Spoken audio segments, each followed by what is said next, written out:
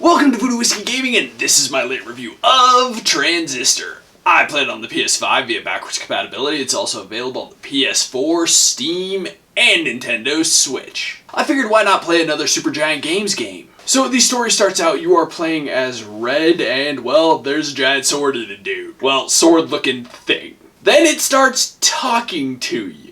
So you pull it out, and as you find out, it kind of guides you through the game, as well as the city you are in is under crisis. Specifically, there is a thing called the Process creating these creatures that are attacking you. It's also literally taking over the city. And I'm just going to kind of leave it there, because if you are going to play this, I want the story to unfold for you. I don't want to give you too much detail. Let's get into the audio. This is a very heavily narrated game, and the narration is awesome in this game. Your character, however, really just kind of hums. She can't speak. There are other characters who speak, and the voiceover actors do a good job for them. As for the sound effects, I think that the sound effects are really good in this game. They fit with the world and what's going on in the world. As for the music, like I said in my previous review, I think Supergiant Games is really killing it with the music. Darren Korb is a phenomenal composer. And Transistor honestly has, I don't know, maybe the best soundtrack out of the 3 games I've played. So let's get into the gameplay mechanics and whatnot, and this is an interesting one. How do I break down the mechanics? It has some RPG elements, it is an action game, and you can also freeze time and do turn-based stuff. Like, that's honestly the best way I can describe it, and I don't know if that does a magnificent job of describing it. Basically, you are running through a world, you go into not random, but very scripted encounters. But once you are in those encounters, you can basically freeze time and do a certain amount of actions in the frozen mode, as well as move a certain distance in the frozen mode. And it's generally the safer way to go, or you can not do the whole turn-based thing and play it more live action, but you're gonna take more of a beating doing it that way. But there are times where both are much more advantageous. So I think they did a good and very interesting thing there, because they do make both modes advantageous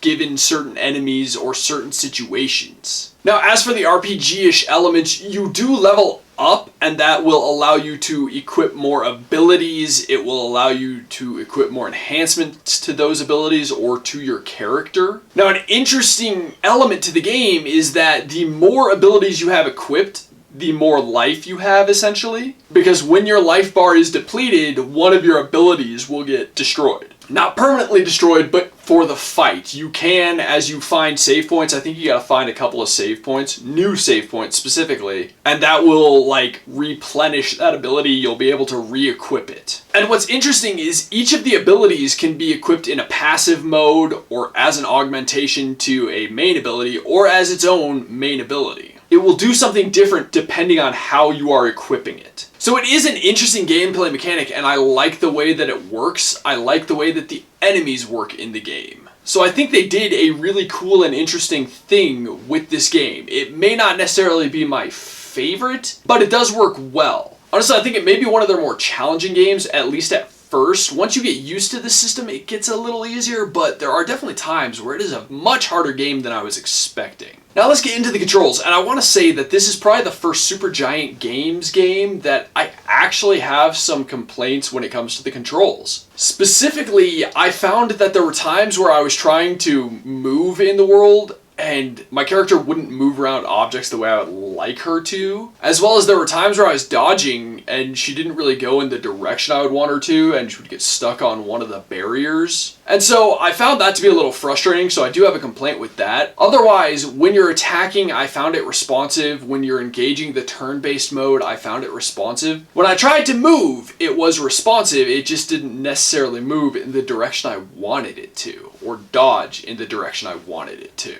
Let's get into the graphics and visuals, and this is going to start out the same way. You know, it's got that cool hand-painted, hand-drawn style, and I really like it. But again, even then, it's not the exact same as Hades or Bastion. The character design, the world design is its own unique design from those games, and I think that's really cool that they are able to do that. It does have that beautiful art style though, they continue that, and I love it. I really enjoy indie games that are doing stuff like that rather than, you know, pixel art. I know people love it. I'm not the biggest fan of it. There are times where I'm okay with it, but I definitely prefer stuff like this. But that being said, it's kind of this interesting, like, futuristic noir vibe, and I love it. I love the way it looks. It is kind of darker, but it's still very colorful, which is kind of a weird way of describing things, but it's really beautiful to see, and I think they did a really cool